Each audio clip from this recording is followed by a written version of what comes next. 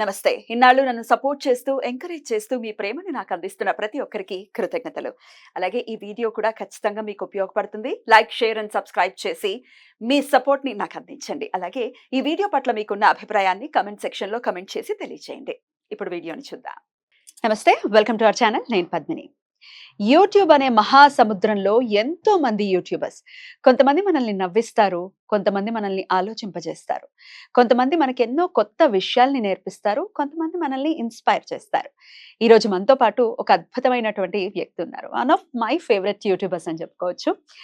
ఆయన చేతి వంట, అమ్మ చేతి వంట ఎంత కమ్మగా ఉంటుందో ఆయన మాటలు అంత తీయగా ఉంటాయి. అలాగే ఆయన మోటివేట్ చేస్తూ ఉంటారు. ఎన్నో ఆధ్యాత్మికమైనటువంటి విషయాలు చెప్తూ ఉంటారు. మనల్ని అప్పుడప్పుడు నవ్విస్తారు. మరీ అవసరమైతే భయపెడతారు. ఒక్క మాటలో చెప్పాలి అంటే షడ్రసోపేతమైనటువంటి భోజనాన్ని పెడతారు అని చెప్పొచ్చు. ఆయన మరెవరో కాదు, మనందరి ఫేవరెట్ యూట్యూబర్ పళని స్వామి గారు మనతో పాటు ఉన్నారు. మాట్లాడదాం. నమస్కారం అండి. సో మొత్తానికి వంటల విషయంలో అయితే తిరుగులేదు. అయితే మీరు చెప్పేటటువంటి విధానంలో కూడా రకరకాల వంటలు, రకరకాల వైదిక పద్ధతిలో ఉన్నవి మాత్రమే చెప్తూ ఉన్నారు కదండి. అయితే అందులో కొన్ని కొన్ని ఇంకా ఇంకా ఇంకా ఇంకా ఎక్కువ రీచ్ ని ఉన్నాయి. అందులో కాకరకాయ కూర అనుకోవచ్చు, గుత్తి వంకాయల కూర అనుకోవచ్చు. మీకు ఇది కాకుండా ఇంకా ఏంటి ఫేవరెట్?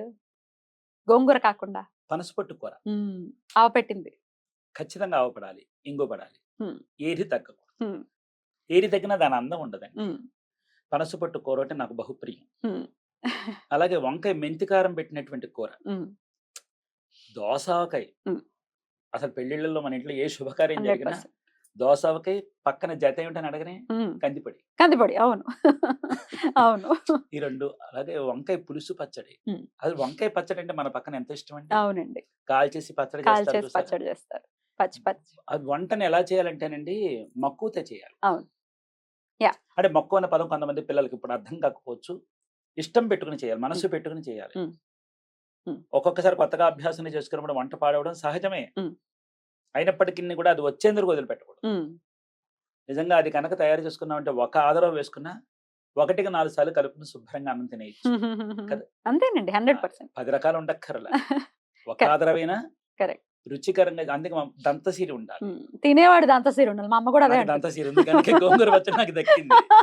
దంతసీరి ఉండాలి ఖచ్చితంగా. అంటే ఎవరైతే చేస్తున్నారో తినేవాళ్ళకి ఆ దంతసీరి ఉంటే ఆ రుచితో తింటారు అని పెద్దవాళ్ళు అంటూ ఉంటారు. అలాగే ఈ చేతిలో అమృతం కూడా ఉండాలి అని అంటారు. ఉండాలి. కొంతమంది అంటారు, ఏమంటే గరిటి రుచులని ఎవరు అడగరు, మీ చేతి రుచి తింటాను. ఎగ్జాక్ట్లీ. మీ గరిటి రుచి తింటానని ఎవరు అనరు. కొంతమంది అంటారు, ఏమిటండి చేతులతో కలుపుతారంట. చేతులతో ఆవకాయ చేతులతో కలిపితే ఎలా కలుపుతాం? పులిహోర చేతితో కలపకపోతే ఎలా కలుపుతాం చెప్పండి. కాబట్టి చేతి రుచే. అందుకే చేతి రుచిని బట్టి వస్తువు కొంతమంది చేతిలో పాడవదు తెలుసండి. అవునండి, అవును. కొంతమందికి మజ్జిగ పులవదు, కొంతమంది ఇడ్లీ పిండి పులవదు, కొంతమంది చేతితో చేతి మహిమే అంతేనండి. అది అలవాటండి. ఆ చేతికి అది అంటుకుపోతుంది అనమాట. అలాగే ఊరగాయలు చెదరవండి. అవును. మరి ఏటిగడైతే పెట్టుకునే ఊరగాయలు ఒక్కొక్కసారి కొంచెం రకాలు పాడైపోతున్నాయంటే ఆ చేతికి తెలిసిపోతుందండి. దానికి ఇంకా ఉజ్జాయింపుకి వెళ్ళిపోతే కొలతలు అక్కర్లేదండి. ఉజ్జాయింపు లెక్కలో వెళ్ళిపోతాయి పాడలేదు. నావన్నీ ఉజ్జాయింపులే. అవును. కొలతలు చేయమంటే నా వల్ల కష్టం. అతి కష్టం చెబుతానేమో తప్ప నావన్నీ కంటి ఉజ్జాయింపులు, చేతి ఉజ్జాయింపులతో వెళ్ళిపోతుంది అనమాట. మీలాగే అలవాటైందిలేండి మాకు కూడా. ఉజ్జాయింపుగా మెల్లిమెల్లిగా వస్తుంది. ఒకసారి ఎక్కువ అవుతుంది, ఒకసారి తక్కువ అవుతుంది. ఏం పర్వాలేదు, వచ్చేస్తుంది. తర్వాత రుచి ఎలా చూడాలో కూడా చెప్తారు. పక్కకెళ్ళి రుచి చూడండి, అందులో పడిపోతే అసహ్యంగా ఉంటుంది.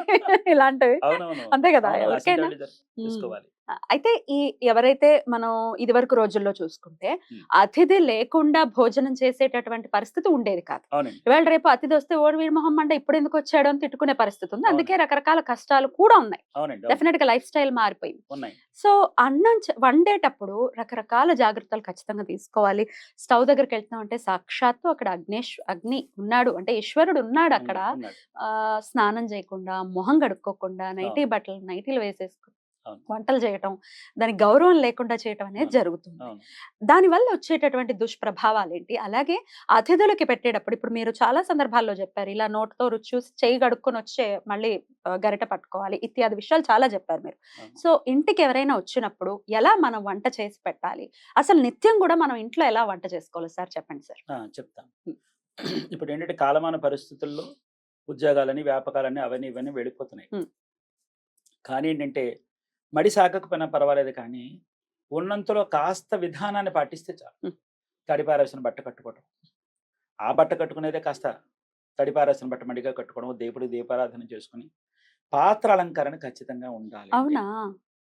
పాత్ర అన్నపూర్ణాదేవి స్వరూపం కదండి, మనకి జీవనాధారం, మెతుకు బతుకు అవునండి. కదండి. ఆ మెతుకు మనకి వంట పట్టాలంటే పాత్రకి సంస్కారం అనేది ఒకటి ఉంటుంది అనమాట, అలంకరణ సంస్కారం.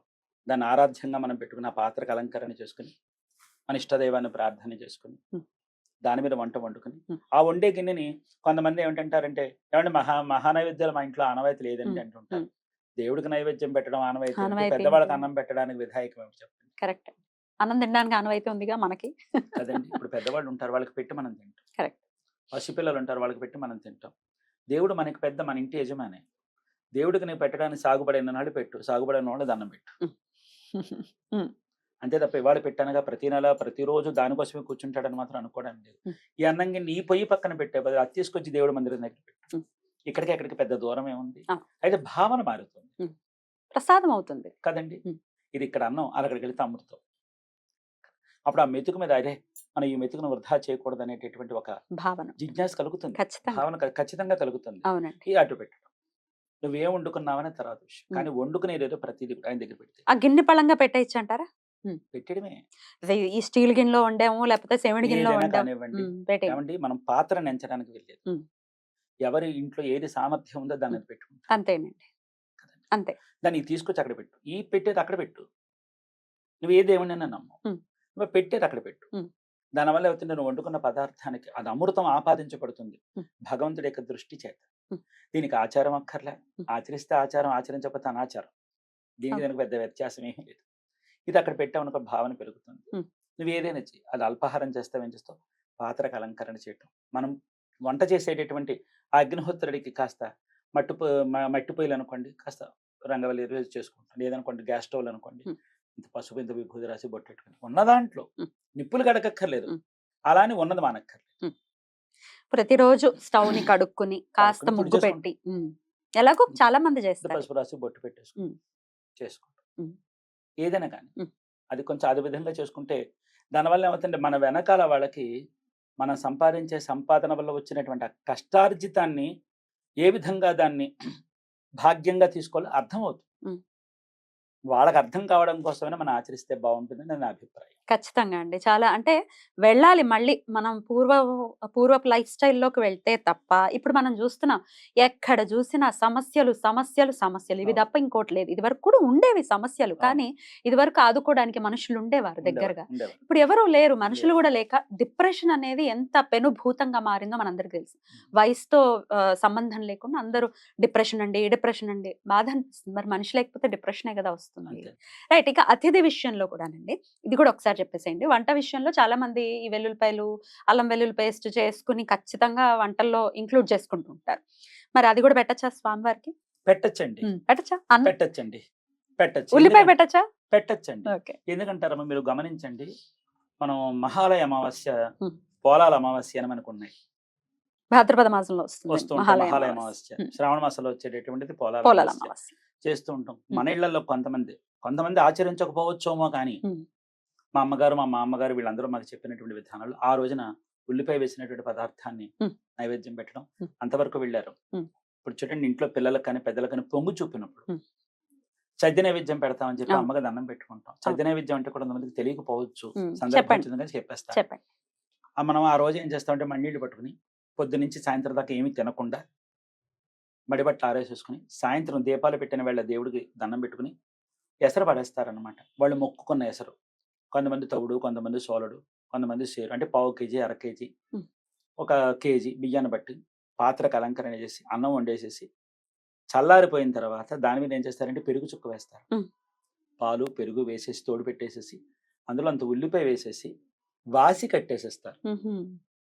తెల్లారిపడి చల్లారిపోతుంది కదండి, అది చల్ల నైవేద్యం అనమాట. అంటే ఒంటి మీద వచ్చినటువంటి అమ్మవారు వేడి దిగి ఉల్లిపాయ యొక్క చలవ చేత, ఆ పెరుగు యొక్క చలవ చేత వీళ్ళకి ఒంటి మీద చలవ ఉంటుందని చెప్పి చెప్తారనమాట. అలా 3 దఫాలుగా నీళ్లు పోయాలి. కొంతమందికి పొంగు చూపినప్పుడు ఈ విధంగా చేయడం చేత కాదు, అందుకని 3 సార్లుగా లక్షవారం, ఆదివారం, లక్షవారం అలా చేసి పెడుతుంటారు. అందుకని ఉల్లిపాయ, వెల్లుల్లిపాయ అనేది అది పక్కన పెట్టు. అది హింస అయితే కాదు, 100% కాదు. కాకపోతే రజోగుణం ఉంటుందనేది కదా భావన. ఏమండి ఒక్క రోజు తినేసినంత మాత్రాన ఉమ్, పెరిగిపోదు, ఉమ్. మొత్తం మానేసినంత మాత్రం తరిగిపోదు. ఆహా, స్వామికి నైవేద్యం పెట్టే విషయంలో ఏముంటదండి, ఏముండదా? వాళ్ళు ఏది వండుకుంటారో అది వాళ్ళకి. ఇప్పుడు అంత దాకా మీకు ఒక విషయం చెప్పనా? ఉమ్. ఇప్పుడు మాకు చిన్నప్పుడు నాకు పూట గడవడం కష్టంగా ఉండేదండి మా ఇంట్లో. నేను పూట కూడా చేసుకున్నాను. ఈ రోజు ఒకళ్ళ ఇంట్లో, ఆ రోజు ఒకళ్ళ ఇంట్లో, ఆ రోజు ఒకళ్ళ ఇంట్లో వారాల అబ్బాయి లాగా. అలాగే చేసుకున్నానమ్మా. కోమట్ల ఇంట్లో మాకు వాడు మా తమ్మన రామారావు గారు అని చెప్పి, పద్మావతి గారు అని చెప్పి మా నాన్నగారి స్నేహితులు. వాళ్ళకి 11 మంది పిల్లలు. ఆ. పూట గడవడం కష్టమైతే వాళ్ళ పిల్లలతో పాటు నీ పిల్లాడికి ఇంత అన్నం పెడతానులే సరోజిని, నీ పిల్లాడిని నా ఇంటికి పంపించని చెప్పి వాళ్ళు పంపించేవారు. మా అమ్మ అనేది ఒకే రోజు అందరికీ భారం అవ్వకూడదు, పూటకు ఓ రోజుకి ఒక పూట వస్తాడులే అని మా అమ్మ చెప్పేదనమాట. ఒకసారి దేవీలాల గారు అని మా ఇంటి దగ్గర మారబడీలు ఉన్నారు, సావిత్రి గారని మహాతల్లి, వాళ్ళ ఇంట్లో పక్కన నాకు అన్నం పెట్టారు. ఇలా నాకు ఎంతో మంది అన్నం పెట్టారు. ఒక్కసారి మా ఇంట్లో నేను ఆదివారాలు అప్పుడు ఎప్పుడైనా తినాల్సి వచ్చినప్పుడు కూరలు ఉండేవి కాదండి. ఇన్ని ఉల్లిపాయలు వేసి మా అమ్మ, ఇంత జీలకర్ర వేసి, అన్ని ఎండుమిరపకాయలు, పచ్చిమిరపకాయలు, చింతపండు నూరేసేసి పెట్టి దీన్నే 4 సార్లు కలుపుకు తినమనేది. ఆ రోజు ఏమైంది నా మడి? చెప్పండి. ఉమ్, నా కడుపు నింపింది కదా. ఉమ్. ఆ రోజు మా ఇంటికి వచ్చిన ప్రతి గంజి కాచి అది నంచుకు తినరా ఉరవా అనేది. దాన్ని కొంచెం కారంగా చేసేదండి, ఎందుకంటే అందరికీ సర్దాలి కదండి. కమ్మగా చేస్తే ఎక్కువ తినే రోజులు వేరండి, ఆ తరిఫీదులు వేరు, ఆ పెంపకాలు వేరు.